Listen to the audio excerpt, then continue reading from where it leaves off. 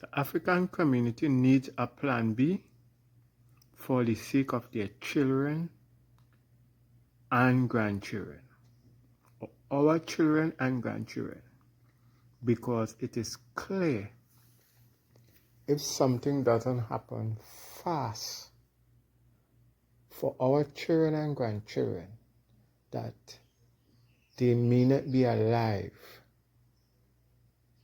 to have their own children.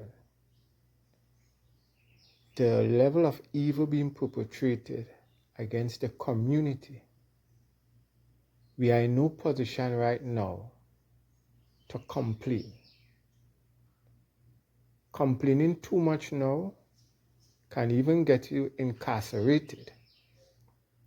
If you grumble and use the wrong words, you would be accused of trying to assassinate and kill the Prime Minister and the Attorney General.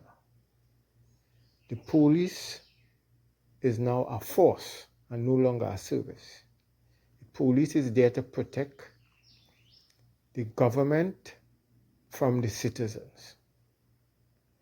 The police has now or are now seeing the citizens as the enemy of the state. In other words, the police is now in bed with the government.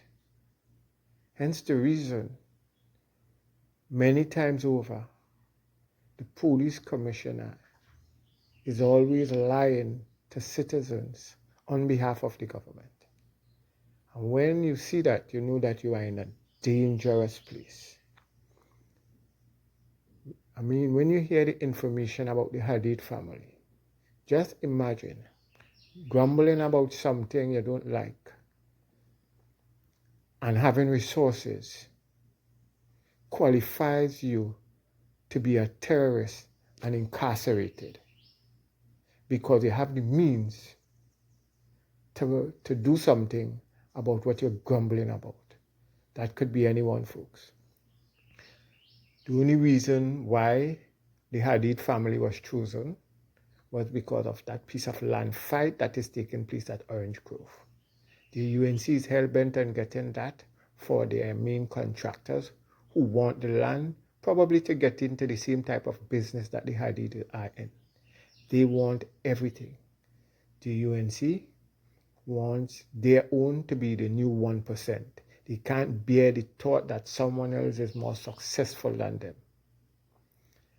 When you look at most East Indian major businesses, they hire their own, which nothing is wrong with.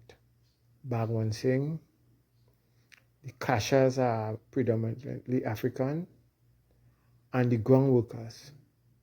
But where the real money is, there isn't an African in sight. Tile warehouse, I don't even think they have African workers. And all these major businesses that Africans run to all the time. Nothing is wrong with people hiring their own, because the African community has to do that for themselves. The problem is when you decide to declare war on other successful citizens who hire Africans, because most Syrian businesses hire Africans as well as everyone else. Most East Indian businesses hire mostly East Indians. They despise us. They say we smell bad, we look funny, we're too black and ugly. The Syrian businesses are the ones that hire us, the real 1%. They are the ones that hire us. When you go to Massy stores and you look and see who are cashing, who are doing different arms of the business, it is African people. You look at Massy Motors, many of the persons working there are of African descent. So the Syrian business are a much better friend to the African community than East Indian businesses.